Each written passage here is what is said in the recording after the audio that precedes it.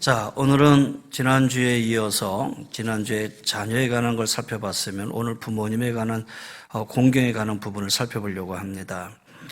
오늘 본문 보세요. 내 부모를 공경하라. 그리하면 내 하나님 여호와가 내게 준 땅에서 내 생명이 길리라. 오늘 이 말씀의 배경을 한번 얘기해 본다면요. 그 당시에는 농사나 목축을 하며 살았죠. 그러니 가족들이 서로 의지하고 함께 일하지 않으면 살 수 없기에 경제적 필요에 의해서 할아버지, 할머니, 부모, 자식, 심지어는 일가 친척들까지 다 모여 살았어요. 많은 사람이 함께 살다 보니까 자연적으로 가족 간의 위계 질서가 필요했고 윗사람에 대한 절대 순종이 있어야만 했어요. 남편과 아내, 부모와 자식뿐 아니라 할아버지와 손자, 그 다음에 친척과의 다양한 관계 속에서 사실 오늘날 젊은이들이 경험하기 어려운 정서적인 안정감이나 소속감이나 정체성을 배웠다라는 거예요. 그러다 보니까 구약시대 히브리 가정은 그냥 종교적 공동체로서 그냥 당연히 이루어졌고요. 자녀의 신앙을 책임지는 삶의 교육의 현장이 바로 가정이었다라는 거예요.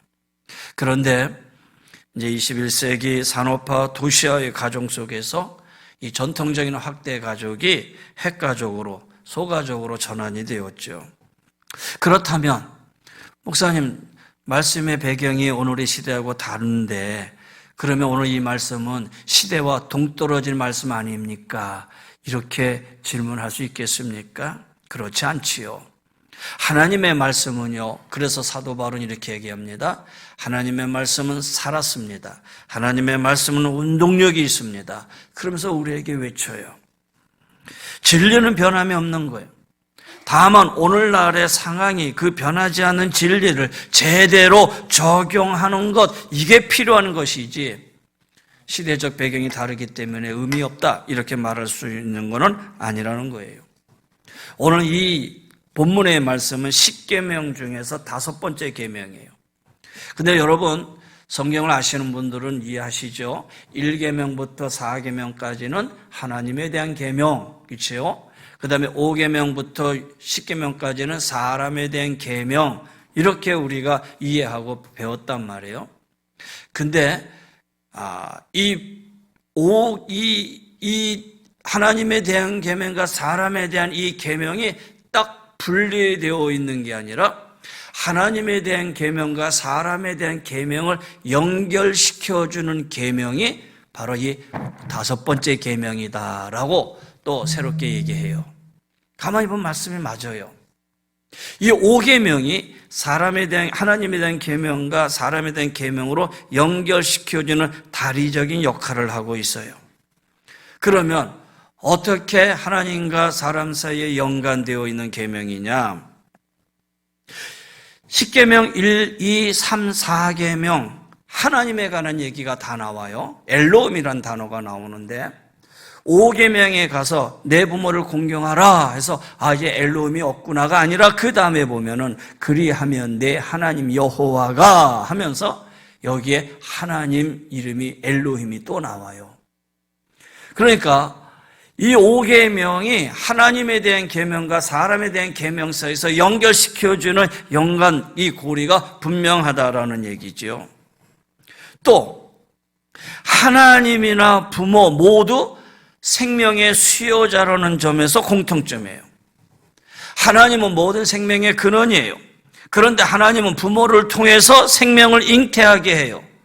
그래서 부모는 하나님의 창조 사역의 동력자다라고 말할 수 있는 거예요. 그리고 세 번째, 구약 성경에서 이스라엘 백성이 경외해야 할 대상은 두 사람이 있어요.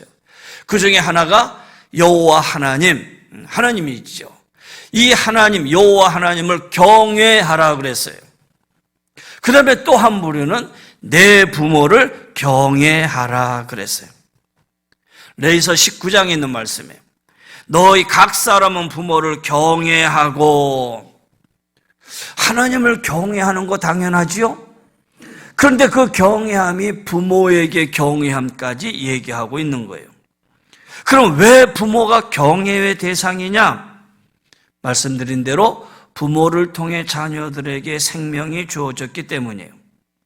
그래서 부모를 공경하지 않는다는 것은 궁극적으로 생명의 근원이 되시는 하나님을 공경하지 않는 것과 같아요. 그래서 부모에 대한 죄는 하나님에 대한 죄와 마찬가지로 엄격한 형벌로 다스렸지요. 여기 오늘 성경에 내 부모를 공경하라라고 되어 있지만 언어적, 그러니까 히브리적 성경을 보면, 히브리 성경을 보면 분명히 나눠져 있어요. 어머니와 아버지와 어머니를 공경하라. 그 당시 여러분 인구 조사를 하더라도요, 여자는 그 인구에 들어가지도 못했어요. 그런데 아버지와 어머니를 동등하게 공경하고 경외해야 된다라고 성경은 이 부분 속에서는 아버지와 어머니를 같이 얘기하고 있다는 거예요. 그런 의미에서 부모님의 공경은 아주 우리에게 주어진 하나님의 말씀이고 반드시 해야 할 일이라는 거예요. 그렇다면 오늘 부모 공경의 의미는 뭘 의미하는 것이냐? 한 두세 가지를 얘기하려고 그래요. 첫째는요, 부모를 공경하라라는 말은 부모를 존중하라라는 뜻이에요. 여기 공경하라고 하는 이 단어가 히브리어로 가베드입니다. 가베드라는 말은 무겁게 하다라는 뜻이 있어요. 다시 말해서 부모님의 말씀, 부모님의 소원 이런 것을 가볍게 흘려 듣지 말고 신중히 귀를 기울이고 부모의 필요한 것을 채우고 나아가 부모의 결점까지도 존경으로 감싸는 것이 부모 공경이에요. 이것이 바로 존중의 의미다라는 거예요. 카베드의 반대말은 가볍다라는 뜻인데 칼랄입니다. 이 칼랄이 가볍다라는 뜻이 또 있지만은 그 뜻의 원어는 저주다라는 뜻도 있어요. 저주하다. 그러면 이 가볍다는 말이 왜 저주냐? 존중받아야 할 위치에 있는 사람을 가볍게 취급하고 경혈히 여김을 받는 위치로 전락시키는 것이 바로 저주잖아요. 그래서 생명을 주신 부모님을 존중하는 자는 하나님께서 장수의 복을 주시고 생명을 주신 부모님을 가볍게 여기고 저주하는 자는 죽음의 형벌이 뒤따른다라고 성경은 말씀하고 있지요. 심지어는 출애굽기 21장에 보면 자기 어머니나 아버지를 저주하는 자는 반드시 죽일지니라 라는 말씀까지 하고 있고요. 그리고 부모를 공경하는 것은 신약에 와서 사도 바울은 에베소서에 약속이 있는 첫 계명이다라고 말씀하고 있어요. 다시 말해서 부모에게 순종한 자녀에게 주어지는 하나님의 특별한 약속이다라는 뜻이에요. 부모님을 공경하라라는 이 명령은 지켜도 되고 안 지켜도 되고 하는 옵션이 아니라는 거예요. 여러분 여행 가면 옵션이 있잖아요. 해도 되고 안 해도 되고. 근데 부모 공경은 그런 옵션에서 준 게 아니라 반드시 지켜야 된다는 하나님의 명령이에요. 그것이 바로 부모 공경의 첫 번째 의미예요. 두 번째, 부모 공경의 두 번째 의미는 부모님의 말에 순종하라라는 거예요. 자녀들아 주 안에서 너희 부모에게 순종하라 그랬어요. 이 순종이라는 단어가 헬라어로 어떤 의미냐면 저 아래에서 듣다라는 거예요. 위에서 이렇게 듣는 게 아니라 밑에서 듣다라는 뜻이 바로 이 순종이라는 의미예요. 다시 말해서 겸허한 경청의 자세. 부모님이 말씀하실 때는 위에서 듣는 게 아니라 맨 아래에서 겸손하게 듣는 것. 그것이 바로 순종이라는 거예요. 그런데 우리 성경은 이 부분 속에서 이렇게 얘기합니다. 부모님의 말씀이라고 해서 무조건 저 아래에서 경청하는 것이 아니고 저 아래에서 겸손하게 듣는데 거기에 하나의 조건이 붙어요. 제한이 있어요. 그 조건은 주 안에서라는 조건이에요. 부모가 하나님의 뜻에 어긋나는 일을 요청할 때 부모님이 주의 뜻에 어긋나는 요청을 할 때는 하나님의 권위에 의해서 거절할 수도 있다. 그게 바로 주 안에서요. 여러분, 부모님의 말씀이라고 해서 우상에게 절하라. 예, 순종하겠습니다. 그건 아니죠. 성경의 1계명은 내 부모, 내 하나님 앞에 내 우상을 두지 말라 그랬잖아요. 그러니까 주 안에서의 순종은 하나님의 뜻에 반하지 않는 이상은 우리가 다 순종하고 겸손히 들어야 돼요. 그러나 하나님의 뜻에 어긋나는 일을 요청할 때는 내 뜻이야, 내 권위가 아니에요. 하나님의 권위, 말씀의 권위에 의해서 거절할 수도 있는 거예요. 그래서 주 안에서의 순종이라는 것은 주께서 부모에게 주신 권위에 순종하는 것이기에 내 마음의 소원이나 감정과 무관하게 행해야 돼요.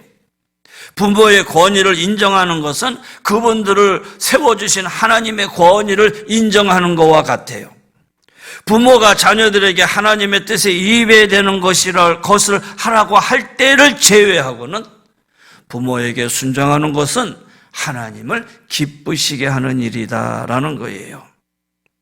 근데 말세가 되면 될수록 로마서에 보면 부모님을 거역하는 자들이 많이 나오고, 디모데후서에 보면은 자기를 사랑하고 돈을 사랑하고 자긍하고 교만하고 부모를 거역한다. 말세에 나타나는 징조이기도 해요. 반면에 누가복음에 보면 예수께서 순종하여 받으시더라. 예수님이 부모에게 순종하는 본을 우리에게 보여주시죠. 여러분, 부모의 권위가 인정되는 가정이 건전한 가정이요, 그런 가정으로 이루어진 사회가 건전한 사회입니다. 할렐루야. 부모님을 공경하라고 하는 세 번째 의미는요, 부모님으로 하여금 인생의 안식을 즐기게 하라라는 거예요. 인생의 안식이라면 노년이잖아요. 부모에 대해서 존경을 가지는 것뿐만 아니라 나아가 노년이 되신 나이가 든 부모를 육신적으로 돌보는 것 포함되는 거예요. 아직 부모의 집에서 사는 자녀들은 계속해서 부모의 말에 순종할 것이고, 혹 집을 떠난 자녀는 부모를 계속해서 존경할 뿐만 아니라 연로한 부모를 돌보아야 할 책임이 있는 거예요. 여러분, 자녀에게 도움을 주는 부모를 공경하는 거 쉽습니까? 어렵습니까? 그렇게 어렵지 않지요. 부모가 나에게 도움이 되는데, 부모가 나를 도와주는데 그 부모님을 공경하는 거 그리 어렵지 않아요. 자녀들이라면, 머리 돌아가는 슬기로운 자녀라면 오히려 더 잘 섬길 거예요. 부모님이 나의 도움이 되니까. 그러나 연로해서 육체적으로 약하고 활동조차 자유롭지 못한 부모, 또한 심신이 극도로 노쇠하여 정상적인 생활을 하기 힘든 부모, 이런 부모를 공경한다는 것은 실제로 어려운 일이라는 거예요. 쉬운 일이 아니라는 거예요. 그리스도의 사랑과 평화 대신에 자기 중심적인 사고방식이 점차로 퍼져가는 이때에 우리가 성경에서 말하는 건전한 이 가정에서의 질서를 회복해서 세상에 본을 보여준다는 거, 이거 정말 힘들고 어려운 일이죠. 그러나 반드시 해야 할 일이다라는 거예요. 오늘 이 5계명을 어떻게 실천해야 할지 우리는 하나님 주시는 지혜를 간구하시고 하나님의 지혜가 필요한 때입니다. 인생의 안식년을 맞고 있는 부모가 그 기간을 잘 지낼 수 있도록 자녀는 부모를 공경하고 보살펴 드려야 할 책임과 의무가 있는 것입니다. 부모님 살아계신 분들 손 한번 번쩍 들어보세요. 왜 눈치 보고 계셔요? 예, 내리세요. 자, 아이고 목사님, 부모 공경해야죠. 말로는 이해가 가죠. 머리는 이해가 가지요. 그러나 이해가는 게 아니라 하나님의 말씀입니다. 자, 그러면 이제 이 5계명을 다루면서 또 한 가지 잊지 말아야 할 사실이 있어요. 잘 들으세요. 우리 부모님들, 그것은 부모를 공경하라는 명령은 자식에게만 국한되는 것이 아니다. 자식에만 국한되는 것이 아니라 부모가 공경받을 수 있는 존재가 되어야 한다라는 명령까지 포함하고 있다. 우리 부모님들 잘 들으셨습니까? 성경이 이렇게 얘기하고 있잖아. 잘 섬겨야 돼. 그게 아니라 그것이 포함되는 거예요. 더 나아가서 나 역시, 부모 역시 공경받을 수 있는 존재가 되어야 된다. 부모로서 공경받을 수 있는 존재로서 서 있어야 된다라고 하는 그 명령까지 포함하고 있다는 거예요. 이 세상의 부모가 가지는 가장 중요한 책임은 자녀들로 하여금 부모가 하나님의 대리자임을 느끼게 하는 것이죠. 그래서 자녀들에게 뭘 물려줘야 됩니까? 신앙의 유산을 물려줘야 돼요. 자녀의 양육과 관련지어서 부모의 책임에 대해서 언급하고 있는 구약 성경의 대표적인 말씀이 있는데 신명기 6장입니다. 신명기 6장은 이스라엘을 향해서 들으라, 쇠마라고 명령합니다. 히브리 원문인 이 명령, 이 쇠마는 바로 신명기 6장에 언급된 이 계명은 아이들로 하여금 경건한 신앙인으로 키우라고 부모들에게 주는 명령입니다. 심은 대로 거두는 법칙이 여기에도 적용이 되는 거예요. 아이들이 환경에 따라서 신앙인으로 만들어지기도 하고 비신앙인으로 만들어지기도 하지요. 신앙의 분위기에서 자라는 아이들은 자란 후에 잠시 이탈을 할 경우는 있지만 반드시 돌아옵니다. 완전히 넘어지는 경우는 드뭅니다. 그렇지만 비신앙적인 분위기에서 자란 아이들은 후에 신앙생활을 하다가 이탈을 하게 되면 그들은 돌아오지 않습니다. 그래서 신명기 6장에 보면 내 자녀에게 부지런히 가르치고 집에 앉아서든지 길에 갈 때든지 누워 있을 때든지 일어날 때든지 이 말씀을 강론할 것이며 그랬어요. 목적은 자녀들을 경건한 신앙인으로 만들기 위함이에요. 이 말씀은 자녀들의 마음과 영혼을 감동시키고 교훈하기에 충분해요. 하나님의 말씀 안에서 자란 자녀들은 부모 공경하는 것은 말씀에 있기 때문에 이대로 순종하지 않을 수가 없는 거예요. 그래서 자녀들을 향해서 부모 공경도 우리가 말씀을 해야 하고 자녀들은 부모님을 공경해야 하는 게 당연하지만 오늘 이 시대의 부모 공경이 제대로 이루어지지 않는 이유가 나 역시 공경받을 만한 존재로 살지 못했다라고 하는 증거다라는 거예요. 그러기 위해서 우리 자녀들을 믿음 안에서 말씀 안에서 잘 양육해야 할 책임이 바로 우리 부모님들에게 있다라는 것이죠. 그래서 사도 바울은 에베소 6장 4절에 이렇게 얘기합니다. 아비들아 너희 자녀를 노엽게 하지 말고 오직 주의 교훈과 훈계로 양육하라 그랬어요. 자녀들을 교훈과 훈계로 양육하라. 훈계, 교훈이라고 말한 이 헬라어는 교육, 훈련이라는 의미도 있고요. 여기는 체벌이라는 의미도 있어요. 또 반면에 훈계라고 하는 것은 타이르면서 잘못을 시정하게 하는 것을 말하고 있어요. 그래서 이 훈계와 이 교훈은 다 하나님의 말씀 안에서 신앙적으로 바르게 자라날 수 있게끔 하는 것이 바로 부모가 해야 할 일이다라는 거예요. 이러한 양육은 사실 교회 안에서 넘어서서 여러분의 가정 안에서 이루어져야 돼요. 부모가 먼저 신앙적인 본을 말이나 행실이나 경건에 훈련하는 모습을 자녀들에게 분명하게 보여줘야 된다는 거예요. 지난주 어린이 주일날 제가 엘리 제사장에 관한 얘기를 했어요. 그 가정이 제사장의 가정이지만 그 가정이 결국 하나님의 심판 안에 머물 수밖에 없는 가정이 됐잖아요. 여러분, 또 하나의 가정을 얘기할까요? 그 가정이 바로 이스라엘의 역대의 성군이라고 불리웠던 다윗도 있어요. 근데 여러분, 이 다윗 왕의 이 가정에 칼이 끊이지 아니한다라고 하는 하나님의 심판을 받아요.